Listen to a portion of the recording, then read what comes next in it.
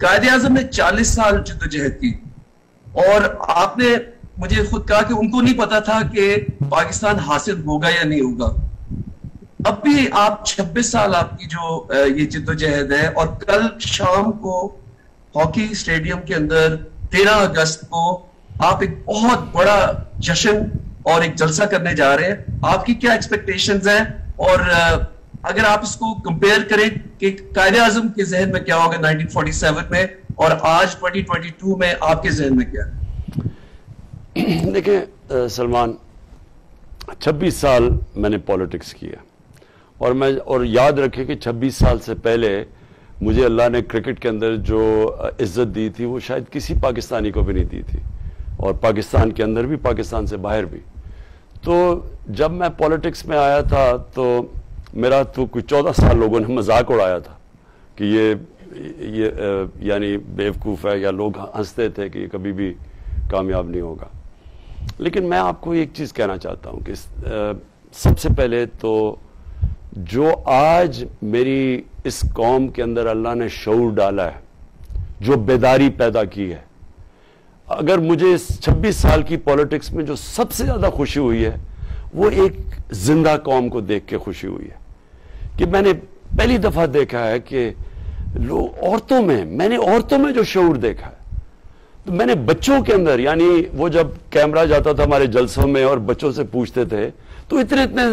بچے بھی ان کو پتا ہوتا تھا, یعنی وہ بات کرتے تھے, ان کو چیزوں کی ایشوز کی سمجھ آ گئی تھی کہ جی پیسہ چوری کر کے باہر لے گئے اور رجیم چینج. تو یہ جو میں نے دیکھا تھا یہ میں نے کبھی پاکستان میں پہلے نہیں دیکھا, اور مجھے سب سے زیادہ خوشی اس کو دیکھ کے ہوئی کہ اقتدار کے تو بڑے مشکل 3.5 سال تھے, تو کہ وہ تو صبح سے لے کے شام تک کام ہی تھا, اور کوئی یعنی وہ ایک بڑا ہی مشکل فیز تھا. لیکن خوشی مجھے اس سے ملی ہے آپ پچھلے 3 مہینے میں. اب یہ آپ کہیں کہ آگے کہ قائد اعظم کس طرح کا پاکستان چاہتے تھے. میں کل قائد اعظم کی ایک ان کی جو اسپیچ ہے اس کا ایکسرپٹ بھی سناؤں گا لوگوں کو کہ کیا یہ وجہ تھی. 40 سال انہوں نے ایک آزادی کے لیے جدوجہد کی. پہلے کوشش کی ہندو مسلم یونٹی کے ایمبیسڈر بن کے کہ ہم انگریزوں کے خلاف مل کے آزاد کریں, اور پھر جب پتا چلا کہ وہ جو کانگریس کے لوگ تھے وہ ہندوؤں کے لیے آزادی چاہ رہے تھے, وہ مسلمانوں کے لیے نہیں چاہ رہے تھے, تو تب قائد اعظم پھر مسلم لیگ کی طرف گئے اور ان کو ریئلائز کیا کہ یہ جو نریندر مودی کا ہندوستان ہے اس میں تو مسلمان 2nd کلاس سٹیزن ہے. تو قائد اعظم نے تب بھی کہہ دیا تھا, تو وہ میں کوٹ بھی دکھاؤں گا. اب قائد اعظم کیوں چاہتے تھے کہ ایک آزاد ملک بنے, اور علامہ اقبال کی جو ساری فلسفہ تھا مسلمانوں کو جگانے کا غلامی سے,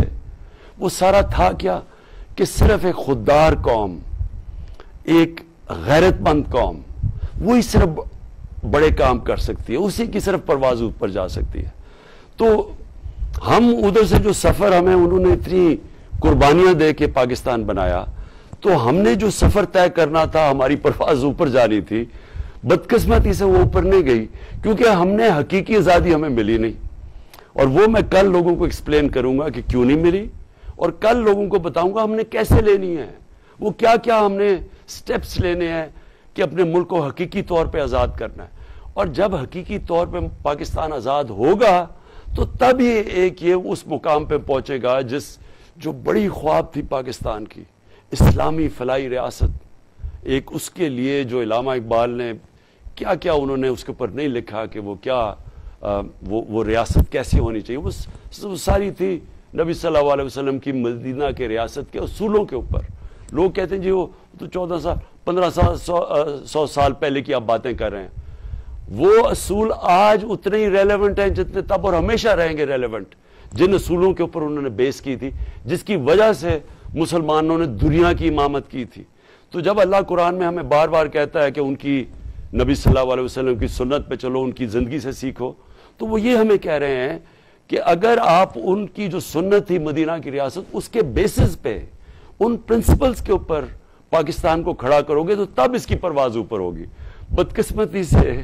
بجائے اس راستے پہ جانے کے جدھر جانا چاہیے تھا آج سے 75 سال پہلے, ہم دوسرے راستے پہ نکل گئے, جس کی وجہ سے آج ہمارے حالات برے ہیں.